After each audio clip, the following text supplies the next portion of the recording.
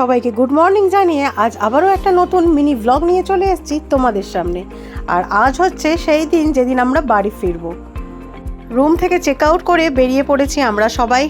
Hotel ছেড়েও এবার বেরোনোর পালা। সামনে টোটোও এসে দাঁড়িয়ে আছে, লাগেজ তুলছে টোটোতে। কোথাও বেড়াতে আসতে যতটা ভালো লাগে, ঠিক ফেরার দিন ঠিক তার থেকে ডবল মন খারাপ হয়ে থাকে। এটা ছোট বাচ্চা বলে নয়, এটা প্রত্যেকটা মানুষেরই হয়। আমরাও ব্যতিক্রম নই। আমরাও সেই মন খারাপ নিয়েই পরের নেক্সট ট্যুরের আলোচনা করতে করতেই টোটোয় উঠছি। আমরা যাব রেল স্টেশনে, সেখান থেকেই আমাদের ট্রেন বাড়ি ফেরার, হাওড়া ফেরার। লাস্টবারের মতন সি রিসর্টটাকে আর একবার দেখে নিলাম। চলো তাহলে স্টেশনে পৌঁছে আবারও ফিরে আসছি। চলে এসেছি স্টেশনে আমরা। 10:35 ট্রেন, অনেকটাই টাইম আছে হাতেই। আস্তে আস্তে এগোই আমরা সবাই মিলে। আর নামানোর টাইম হচ্ছে 1:55। আশা করা যায় 3টের মধ্যে বাড়ি ঢুকে যাব। আর আজ হচ্ছে আমাদের ওখানে ভোট, সুতরাং বাড়ি ঢুকে লাগেজটা রেখেই যেতে হবে ভোট দিতে। ট্রেনও ঢুকে পড়েছে। চলো ধীরে সুস্থে ট্রেনে ওঠা যাক।